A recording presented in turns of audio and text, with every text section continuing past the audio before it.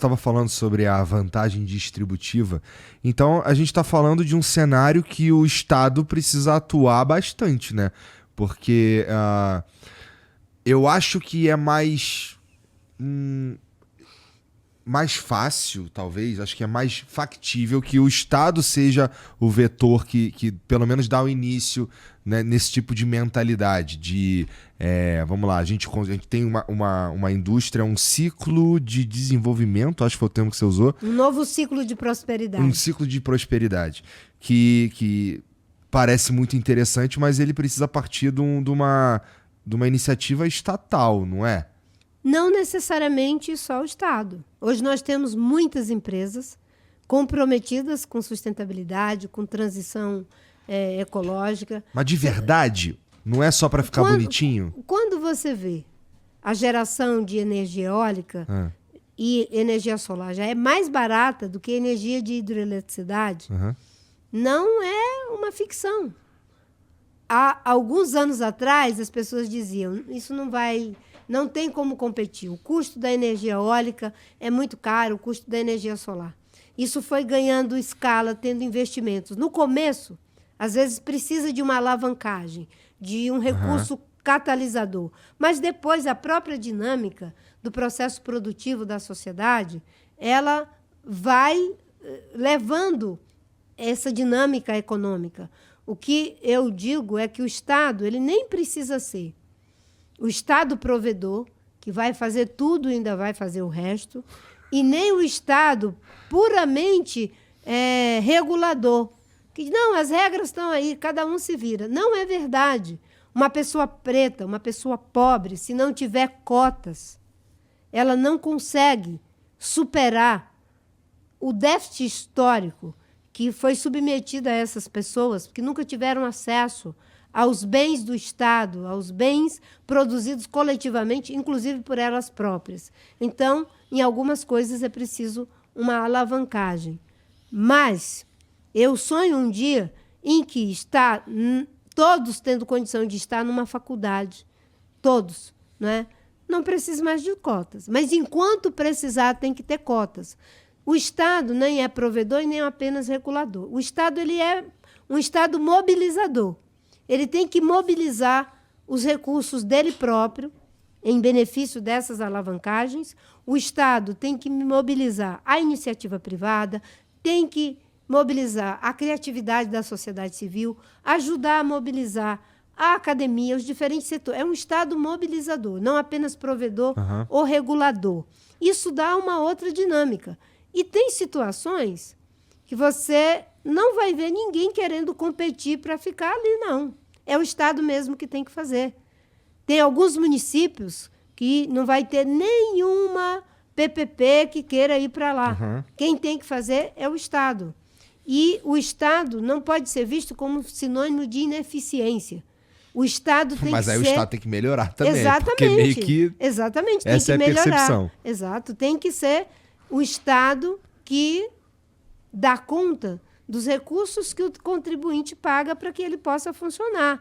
Mas aí as pessoas dizem, não, mas o Estado não pode ser gigante. Imagine se não existisse o SUS na pandemia. O que é que teria acontecido?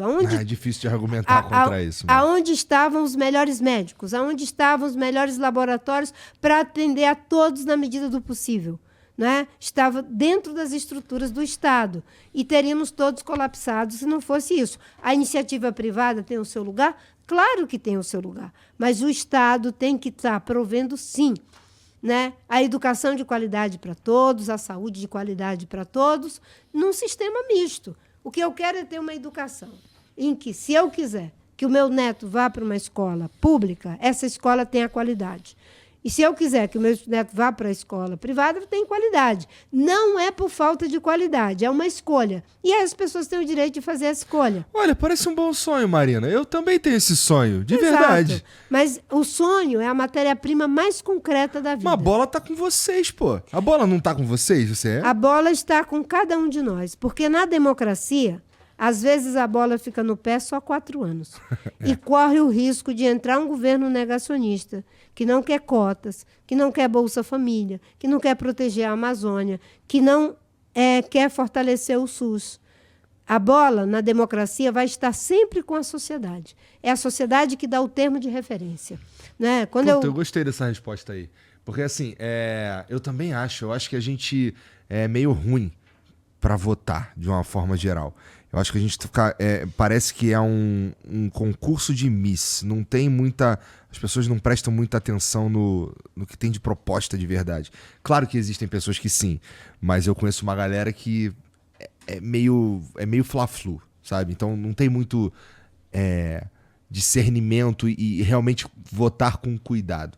Por quê? Para mim parece um problema de base, que é a educação, né? E para resolver problema, na minha opinião, de educação num país como o Brasil, a gente precisa de um plano perene. A gente precisa de um plano que ele transcenda governos. Ele é um plano nacional, Sim. sabe? Ele é uma parada que, assim, daqui a 30 anos nós vamos estar, sabe, vivendo muito melhor porque a gente começou alguma coisa agora. O problema é que isso não dá voto. E aí a gente entra num ciclo vicioso que estamos nele.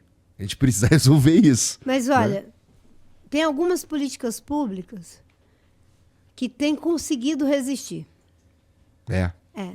O Bolsa Família é um desses programas. Um programa de transferência direta de renda para as pessoas em situações de vulnerabilidade com contrapartida simples, que é botar o filho na escola, fazer o exame do Papa Nicolau, uma série de contrapartidas simples, né?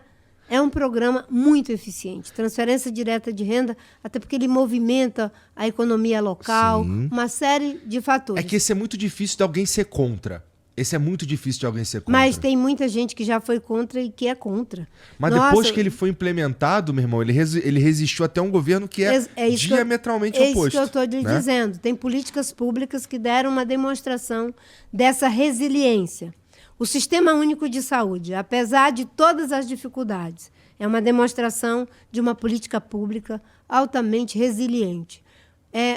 Sem puxar a brasa aqui para... Puxa a brasa, vai, puxa aí, vai. O Plano de Prevenção e Controle do Desmatamento.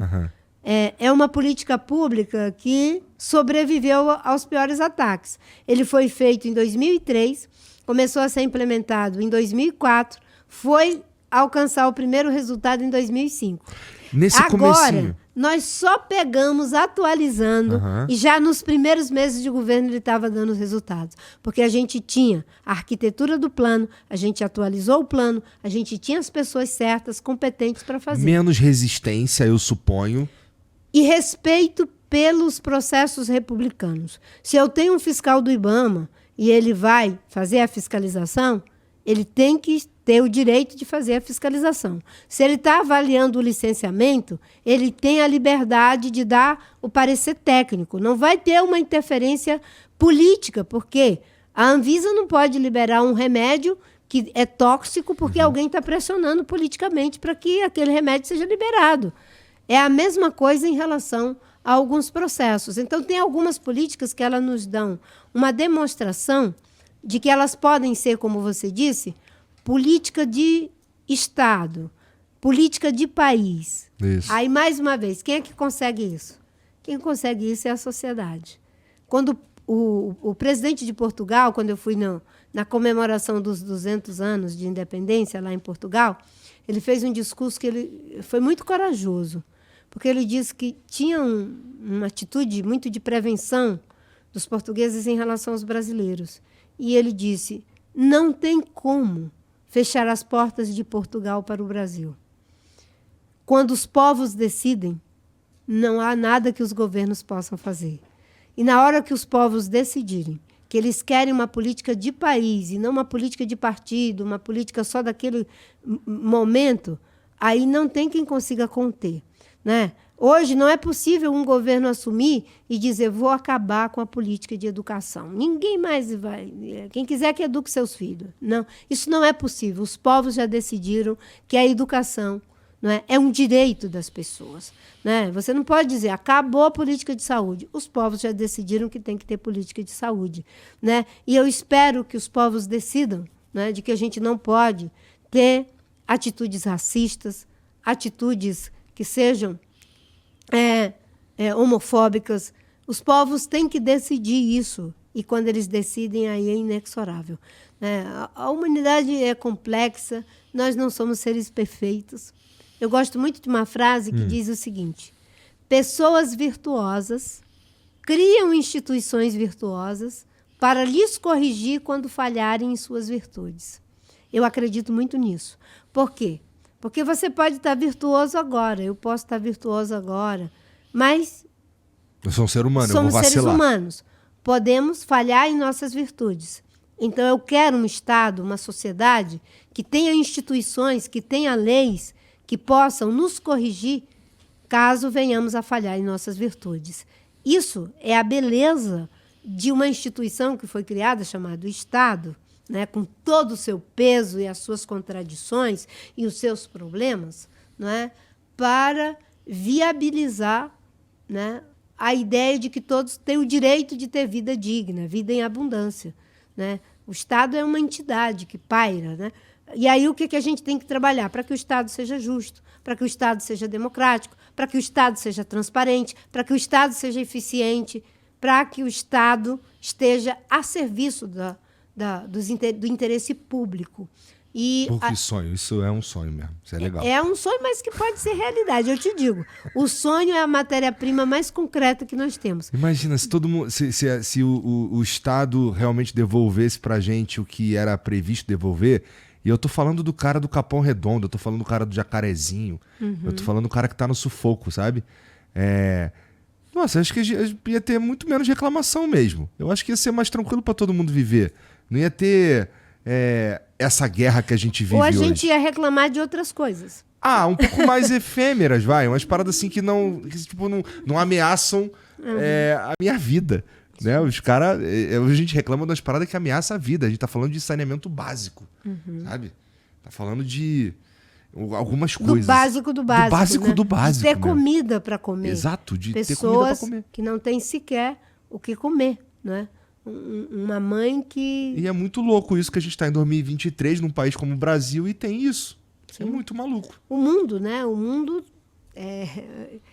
tem riqueza para alimentar a população do planeta inteiro. No entanto, eu não sei qual é a melhor maneira de fazer, mas que a gente devia estar fazendo alguma coisa. A gente devia, aí eu concordo contigo. E nesse sentido, tem mais ou menos a ver com o que eu estava falando, que a gente teria, como você falou, outras coisas para reclamar, né? Se o Estado funcionasse na sua... Ainda que só na parte fundamental, que é, sei lá, educação, saúde, sei lá, segurança. Claro que não estou dizendo que tem que atuar apenas nisso, mas é deficiente nisso, que é tão fundamental, sabe? E eu não sei como chegar lá, cara.